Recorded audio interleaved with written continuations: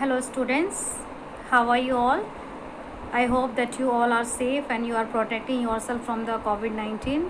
And you know that this is a severe problem that due to COVID-19 you people are not able to go to the schools and we have to follow the social distancing norms as prescribed by PM Modi.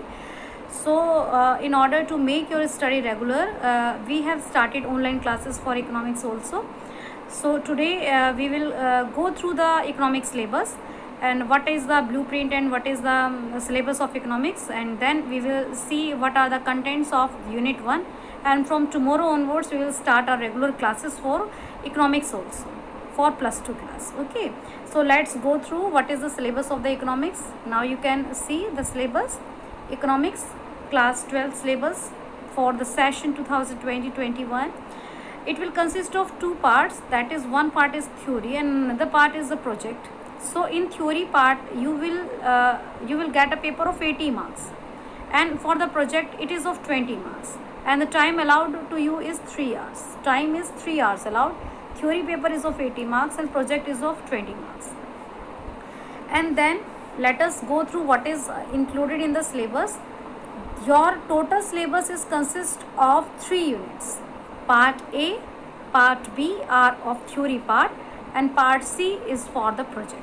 So in part A you will study about macroeconomics. Part A is macro and part 2 is Indian economy. Earlier in the previous session, the syllabus which are in plus 2 economics, that is microeconomics and the macroeconomics, but now the syllabus has been changed and syllabus has been changed in the last year. So now part A will consist of macroeconomics and part B will consist of Indian economy. So in your macroeconomics the total paper will be of 40 marks.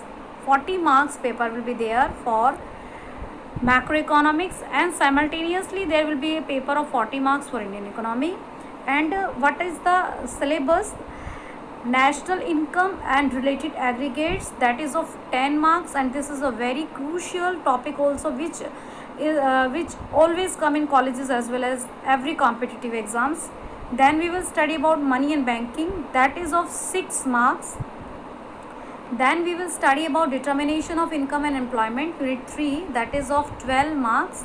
And then we will study about government budget, that is of 6 marks. And then we will study about balance of payment, that is again of 6 marks. So the total macroeconomics is of 40 marks, and you have to study the content thoroughly, and we will definitely help you in making all the content available to you.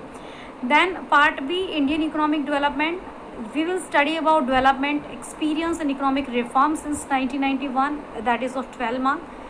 Current challenges facing Indian economy, that is of 22 marks. Then development experience of India, a comparison with neighbors, that is of 6 marks.